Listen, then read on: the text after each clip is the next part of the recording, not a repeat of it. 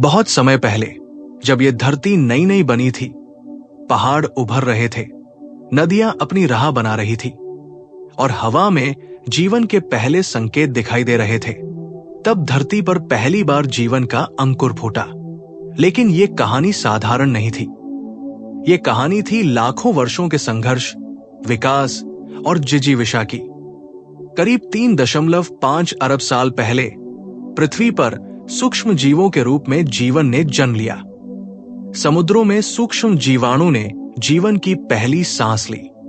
इन छोटे छोटे जीवों ने समय के साथ मिलकर एक विशाल जैविक तंत्र का निर्माण किया। धीरे धीरे जीवन ने पानी से बाहर निकलकर भूमि पर अपने कदम रखे। पौधों और छोटे प्राणियों के साथ जीवन का विस्तार हुआ। यह समय पृथ्वी पर जीवन के लिए एक बड़ी क्रांति का समय था। लाखों वर्षों की जैविक प्रक्रियाओं और प्राकृतिक परिवर्तनों के बाद स्तनधारी प्राणियों का उदय हुआ। इन्हीं में से एक प्रजाति आगे चलकर मानव के रूप में विकसित हुई। करीब 60 लाख साल पहले बंदरों जैसे प्राणियों और मानव के पूर्वजों के बीच एक विभाजन हुआ। इस विभाजन ने मानव इतिहास की नींव रखी। इन प्रारंभिक प्राणियों को होमिनिन्स कहा जाता है। वे जंगलों और घास के मैदानों में रहते थे और अपने भोजन के लिए फल, पत्तियां और छोटे जानवरों पर निर्भर रहते थे। लगभग 20 लाख साल पहले होमो इरेक्टस नामक प्रजाति ने एक बड़ा कदम उठाया। उन्होंने आग को काबू में करना सीखा। आग का उपयोग ठंड से बचने, खाना पकाने और जंगली जानवरों से सुरक्षा के लिए किया जाने लगा। ये मानव विकास की दिशा में एक महत्वपूर्ण मोड़ था। करीब 3 लाख साल पहले अफ्रीका में होमो सैपियंस का जन्म हुआ। ये प्राचीन मनुष्य पहले शिकार करते थे और घुमंतू जीवन जीते थे। समय के साथ उन्होंने औजार बनाना और समूह में रहना सीखा। होमो सैपियंस ने अपनी बौद्धिक क्षमताओं का विकास किया और धीरे धीरे कला, भाषा और सामाजिक संरचनाओं को जन्म दिया। उनके चित्र गुफाओं की दीवारों पर उकेरे गए और उनकी भाषा ने उन्हें अपने विचार साझा करने और संगठन बनाने की शक्ति दी। लगभग 12,000 साल पहले मनुष्य ने खेती करना सीखा। ये एक क्रांतिकारी बदलाव था। शिकार और भोजन संग्रहण के बजाय मनुष्य ने फसल उगाने और जानवरों को पालने की शुरुआत की। उन्होंने अनाज उगाना सीखा और बस्तियां बसानी शुरू की।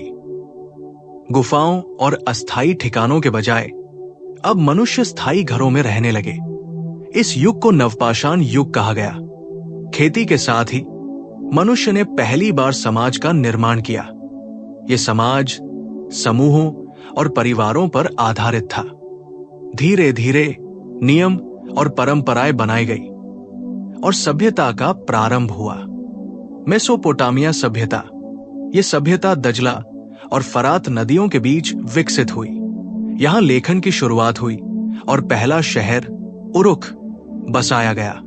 मिस्र की सभ्यता, नील नदी के किनारे मिस्र की सभ्यता अपने पिरामिड और स्फिंक्स के लिए प्रसिद्ध हुई।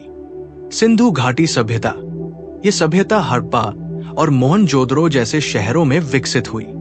इनके पास सुनियोजित जल निकासी प्रणाली और विशाल गोदाम थे। चीनी सभ्यता, हवांगो नदी के किनारे की ये सभ्यता कागज और बारूद जैसे आविष्कारों के लिए जानी जाती है। सभ्यताओं के साथ ही धर्म और संस्कृति का विकास हुआ। लोगों ने प्राकृतिक शक्तियों को पूजना शुरू किया। वे अपनी फसलों, बारिश और सूर्य के लिए देवताओं की पूजा करते थे। कला और विज्ञान का भी विकास हुआ। संगीत, चित्रकला और मूर्तिकला ने मनुष्यों को अपनी भावनाएं व्यक्त करने का माध्यम दिया।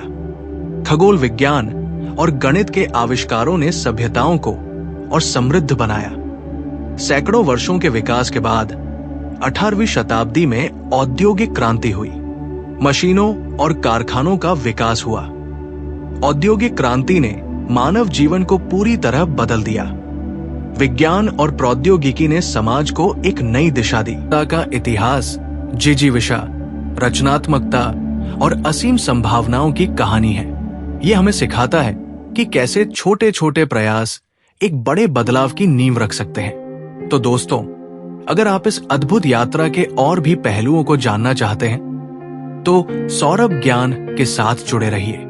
हर वीडियो में हम आपको इतिहास के पन्नों से ऐसी कहानियां सुनाएंगे जो न केवल आपको प्रेरित करेंगी बल्कि आपको अपने जीवन के प्रति एक नई दृष्टि भी देंगी।